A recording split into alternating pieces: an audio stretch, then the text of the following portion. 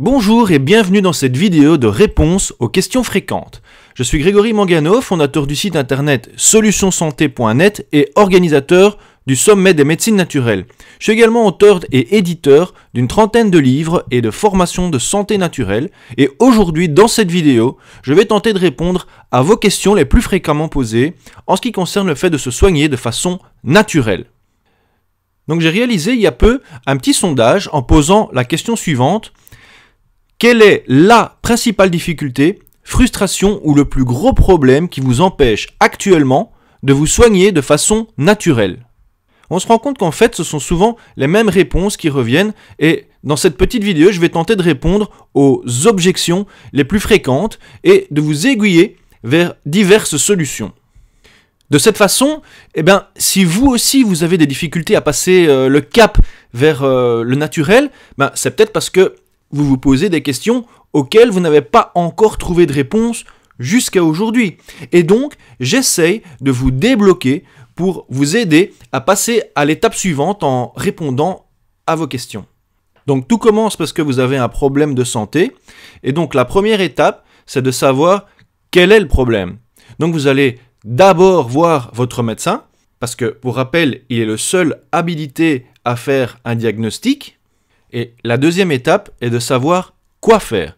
Donc votre médecin vous donnera un traitement, bien souvent médicamenteux. Le problème est que nous avons vu, ou bien nous allons voir ensemble prochainement dans une prochaine vidéo ou un webinaire, je ne sais pas exactement à quel moment vous regardez cette vidéo, nous avons vu qu'il faut à tout prix éviter les médicaments si ceux-ci ne sont pas complètement indispensables.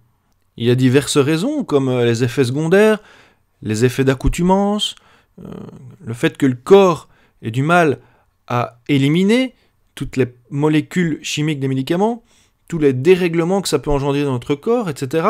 Bref, je pourrais vous en parler pendant des heures, mais ce n'est pas le sujet de cette vidéo. Donc l'étape 3, c'est de trouver une solution alternative ou complémentaire. Une fois que vous avez le diagnostic de votre médecin, vous allez voir un professionnel de santé naturelle, de médecine complémentaire. Oui, parce que en France, on parle souvent de médecine alternative, mais ailleurs, on parle surtout de médecine complémentaire. Je trouve que c'est vraiment un terme qui est plus adapté parce que c'est vraiment complémentaire. Donc, vous allez voir un professionnel de santé naturelle ou de médecine complémentaire pour voir s'il peut vous aider par des méthodes naturelles ou en tout cas non médicamenteuses. Il y a plusieurs avantages à cela. Déjà, vous avez un deuxième avis, c'est pas non négligeable.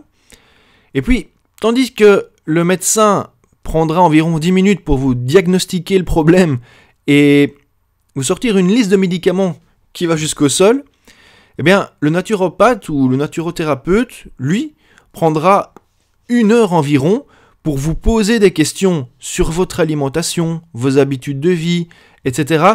et cherchera à identifier la cause de la maladie, plutôt que de se contenter de traîner uniquement les symptômes. Comme je le dis souvent, si l'alarme incendie de votre maison se déclenche, il ne faut pas seulement éteindre l'alarme, il faut surtout éteindre le feu. L'alarme est là pour nous avertir, ça nous dérange, ce sont les symptômes, ce sont des douleurs par exemple. Mais ce n'est pas parce qu'on coupe l'alarme, par exemple en prenant un médicament, que le problème est résolu, ce n'est pas parce qu'on coupe l'alarme que le feu est éteint. Ce qu'il faut, c'est trouver la cause. Ici, dans l'image, c'est l'incendie. Donc, retenez cette image, il ne faut pas seulement éteindre l'alarme, il faut éteindre l'incendie. Autrement dit, il ne faut pas seulement prendre des médicaments pour masquer les symptômes, il faut trouver la cause pour résoudre le problème à la source. Et en même temps, on peut prendre beaucoup de précautions pour éviter l'incendie. Ça, c'est le rôle de la prévention. Et c'est ce qui se fait aussi beaucoup en médecine naturelle. Donc, je résume, l'étape 3, c'est trouver une solution complémentaire, mais là, le premier problème apparaît. Comment être sûr de trouver un bon thérapeute, et pas un charlatan? Où est-ce qu'on peut le trouver? Est-ce qu'il y en a dans votre région, etc. Il y a plusieurs solutions à cela. Par exemple, vous pourriez contacter l'IDENAT. C'est l'Institut de naturothérapie à Paris qui forme des naturothérapeutes. La naturothérapie, c'est différent de la naturopathie. La naturothérapie, c'est la branche naturelle de la médecine. Ce sont souvent des médecins, mais pas que, évidemment. Et les naturopathes ne sont pas médecins. Que ce soit l'un ou l'autre, leur but être soigné par des moyens naturels ou tout ce que met la nature à notre disposition pour nous soigner.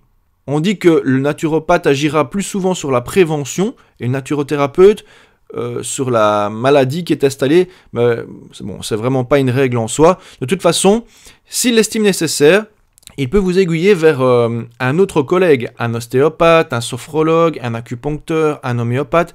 On voit de plus en plus d'ailleurs des médecins qui sont homéopathes ou qui utilisent l'homéopathie, comme le pédiatre de mon fils par exemple.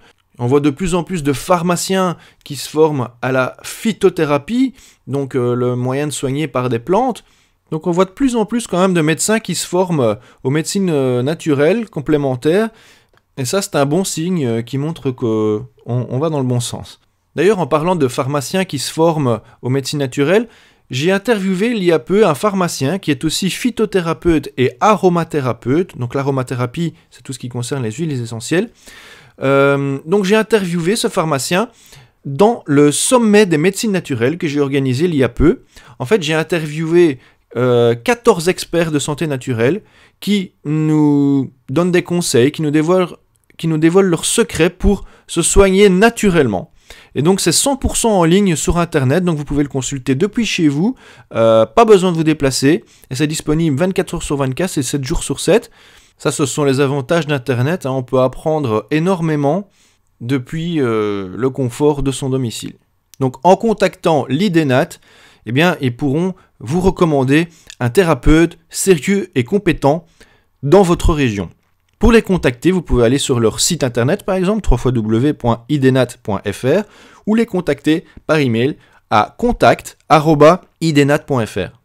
Le docteur Stéphane Leroy, par exemple, qui a participé également au sommet des médecines naturelles, a été formé à l'IDENAT et a donné des cours à des médecins pendant de nombreuses années.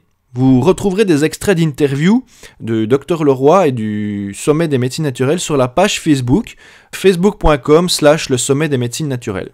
Une autre solution est de contacter l'OMNES, OMNES, c'est l'association professionnelle de naturopathes qui réunit l'ensemble des praticiens naturopathes de France, diplômés et certifiés. Donc vous pouvez aller voir leur site sur internet, www.omnes.fr. Vous pouvez aussi faire d'autres recherches sur internet, par exemple taper dans Google annuaire de thérapeute ou annuaire thérapie alternative ou annuaire naturopathe. Sinon, une autre solution est le bon vieux bouche à oreille et c'est bien souvent la meilleure des recommandations. Parce que quelqu'un qui va voir depuis des années le même thérapeute, c'est rarement un charlatan parce que sinon, il ne dure pas très longtemps. Les gens pas sérieux ne durent jamais très longtemps.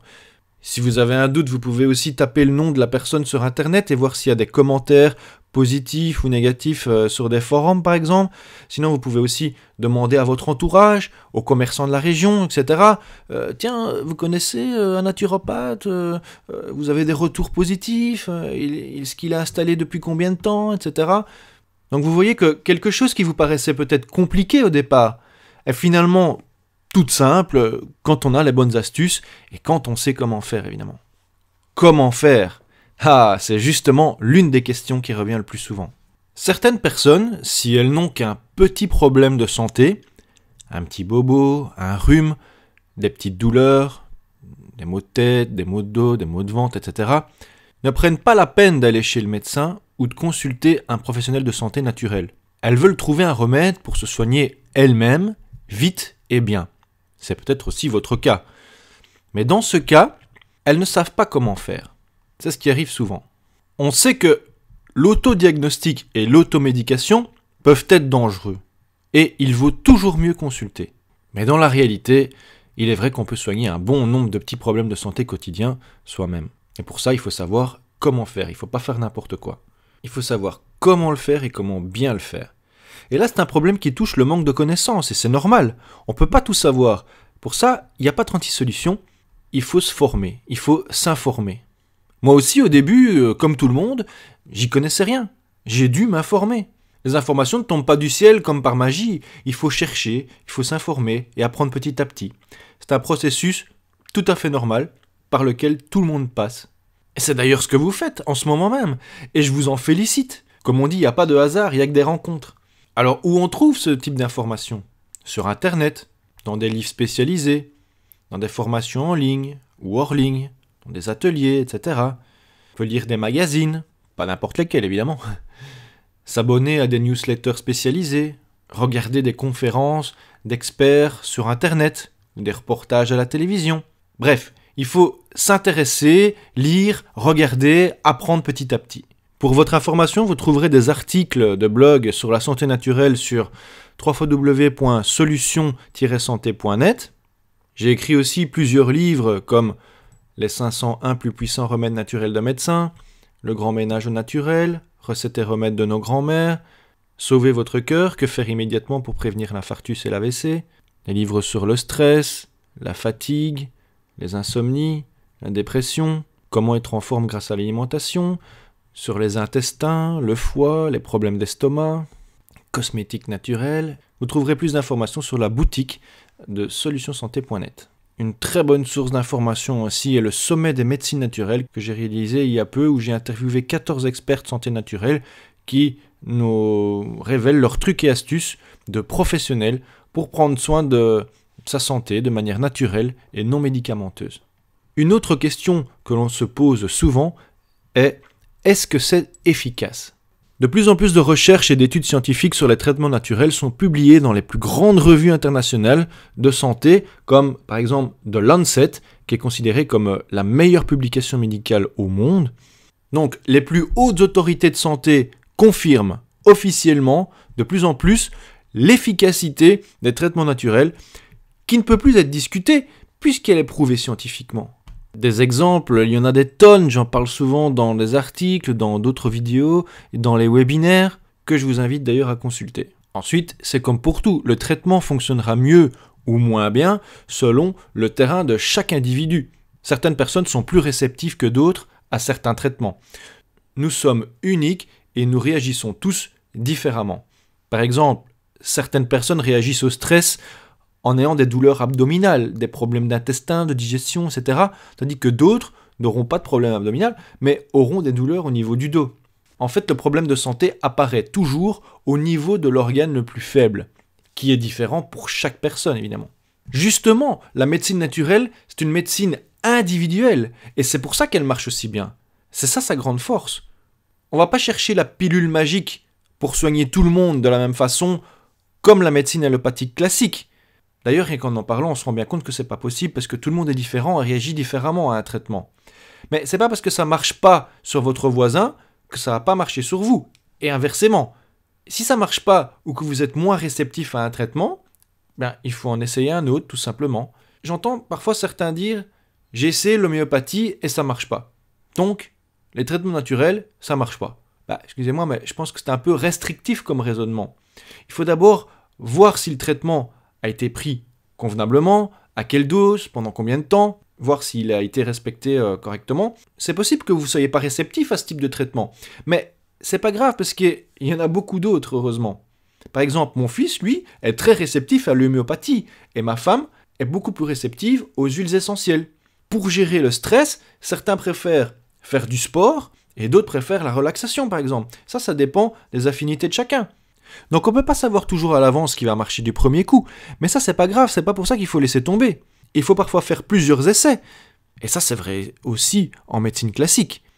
Il faut aussi écouter son corps, ses envies, et essayer plusieurs choses qui nous permettront ensuite de choisir ce qui nous convient le mieux. En tout cas, ce qui est sûr, c'est qu'il y a beaucoup de solutions, nous avons le choix, et ça c'est bien d'en essayer plusieurs pour ensuite choisir la meilleure solution qui nous correspond le mieux. Une autre question qui revient très souvent est « où trouver les remèdes ?» Donc, une fois qu'on sait ce qu'il faut faire, comment le faire, et qu'on sait que c'est efficace, il faut savoir où trouver le matériel pour se soigner, conserver la santé. Où trouver des aliments bio, de bonne qualité. C'est important parce que la santé passe obligatoirement par l'alimentation. D'ailleurs, j'en parle un peu partout, dans des articles, dans des vidéos, dans des webinaires que je vous invite à consulter. Où trouver des plantes, des huiles essentielles et d'autres matériels pour se soigner. Donc la première chose, c'est de voir s'il y a une boutique près de chez soi. Après, on verra ce qu'on peut faire si on ne trouve pas près de chez soi. Mais d'abord, regardez près de chez soi. Si par exemple, il y a une boutique bio On voit ce genre de boutique ouvrir un petit peu partout. Ou bien une herboristerie. On peut demander conseil autour de nous, à des connaissances, aux commerçants du quartier. Et là, on nous aiguillera vers des bonnes connaissances. Par exemple, tiens, est-ce que vous connaissez un bon boulanger qui fait du bon pain de façon artisanale, qui fait par exemple du pain à l'épeautre, sans gluten, avec des anciennes graines, un bon boucher qui propose de la viande bio, un fermier de la région qui propose de bons légumes, de bons fromages de chèvre ou de brebis. D'ailleurs, de plus en plus propose des services sur Internet pour commander vos produits bio sur Internet et vous faire apporter à domicile. Ça, c'est vraiment génial, c'est vraiment pratique. Sinon, si vous vous baladez en ville et que vous passez devant un salon de massage, ou bien des cours de yoga, ou devant un ostéopathe, eh bien, n'hésitez pas à leur demander où on peut trouver de bons produits. Ils vous guideront avec plaisir parce qu'ils se sont déjà posé la même question avant vous. Donc, ils peuvent vous donner de bons conseils. Comme je le remarque souvent, quand on cherche, on trouve. Croyez-moi, c'est la vérité, quand on commence à chercher et à se focaliser sur un sujet, on attire les solutions qui commencent à venir à nous d'elles-mêmes. Maintenant, si vous avez cherché autour de vous et que vous n'avez pas trouvé de boutique bio, d'herboriste, etc., ou de professionnels de santé, vous habitez peut-être dans un petit village éloigné et vous ne trouvez pas tout ce qu'il vous faut près de chez vous, eh bien, une des solutions, c'est d'aller voir sur Internet. Aussi bien pour l'alimentation que pour d'autres produits de soins, comme des plantes, des huiles essentielles, etc. Mais il est possible de commander sur Internet et de se faire livrer à domicile. Ça, c'est encore plus facile. Donc, l'excuse de dire « bah non, il n'y a rien près de chez moi », c'est terminé. Il faut quand même, bien évidemment, faire avant une recherche rapide sur Internet et voir si le site a des commentaires de clients satisfaits avant de commander pour s'assurer de la viabilité du site et de la qualité des produits commandés. Une autre question, objection qui revient souvent, c'est de dire « c'est trop cher ». Je ne suis pas vraiment sûr qu'une pomme, un kiwi ou une orange coûte plus cher qu'un paquet de bonbons ou de biscuits. Le sucre ne coupe pas la faim, mais au contraire la déclenche. Le sucre attire le sucre et est très additif. Le sucre est un poison alimentaire qui nous rend malades. Le sucre est le premier perturbateur endocrinien, donc qui modifie les hormones et provoque des maladies. Trop de sucre provoque un terrain acide et est donc propice aux inflammations et aux cancers. Il n'est pas question d'interdire, mais de s'habituer petit à petit à de nouvelles habitudes alimentaires. Il faut seulement 3 semaines au cerveau pour ancrer de nouvelles habitudes. Par exemple, quand votre cerveau vous dit « j'ai faim » ou « j'ai envie de grignoter », eh bien, prenez l'habitude de prendre un fruit à la place, manger plus de légumes, etc. Si vous faites ça pendant 3 semaines, votre cerveau va l'ancrer comme une nouvelle habitude. Si on y regarde de plus près, on se rend compte que quand on mange bio, on est plus vite rassasié et donc on mange moins. Les aliments non bio qui contiennent des pesticides diminuent les vitamines, les minéraux, les acides aminés, les oligo-éléments, les antioxydants, les oméga 3, tout ce dont notre corps a besoin pour être en bonne santé. Donc il faut manger plus pour avoir la même quantité qu'avant. Donc notre corps demande de manger plus et encore plus. Et nos intestins n'aiment pas quand on mange trop. Ça peut provoquer des troubles et ce sont la source de beaucoup de maladies.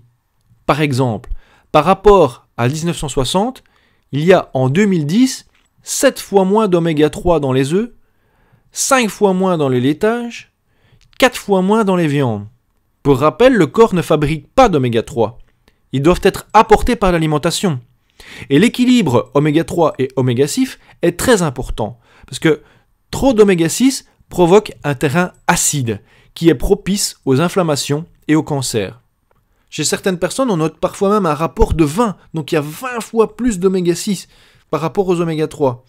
Par contre, les oméga 3, eux, basifient le pH, donc diminuent le pH acide et les risques d'inflammation et de cancer. Les oméga 3 sont bons pour le cœur, ils luttent contre la dépression, ils sont bons pour plein de choses. Et il faut qu'on les retrouve dans notre nourriture.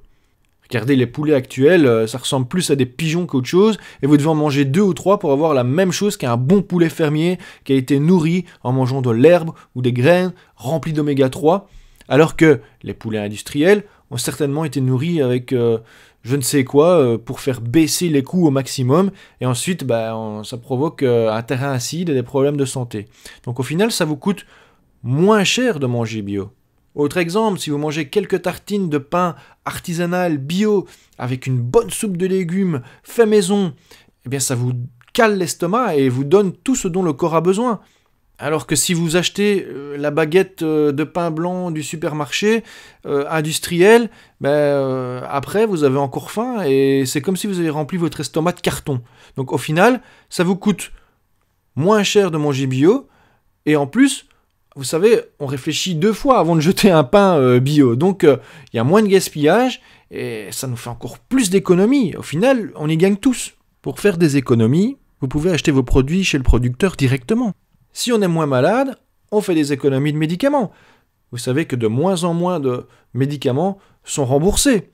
On fait aussi des économies de nuisances, parce que c'est pas gai quand on est malade. On fait des économies en frais d'hospitalisation, de traitement, etc.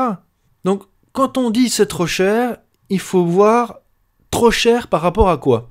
Parce que, comme le disait le célèbre écrivain Oscar Wilde, la santé est notre bien le plus précieux. La santé, on n'en a qu'une. Et pour vivre longtemps et en bonne santé, il faut la préserver et l'entretenir. C'est comme une voiture. Si vous ne l'entretenez pas correctement, elle tombe en panne. La santé, c'est un peu pareil. Quand on fait un bilan de ses dépenses, on s'aperçoit souvent qu'on dépense plus pour des choses qui sont complètement inutiles. Et au final, on se rend compte qu'une bonne santé, c'est pas seulement réservé aux riches. Ça ne te coûte pas plus cher d'être en bonne santé quand on sait comment s'y prendre. Et pour savoir comment s'y prendre, je vous encourage à continuer de vous informer, comme vous êtes en train de le faire en ce moment, et je vous en félicite. Nous arrivons donc à la fin de cette vidéo, j'espère que vous avez appris des choses intéressantes. Si vous avez aimé, ce serait sympa de laisser un commentaire sous cette vidéo et de partager dans les réseaux sociaux. Je vous remercie, vous retrouve bientôt pour une prochaine vidéo ou un prochain webinaire. C'était Grégory Mangano pour solutionssanté.net et le sommet des médecines naturelles. Merci, à bientôt, au revoir.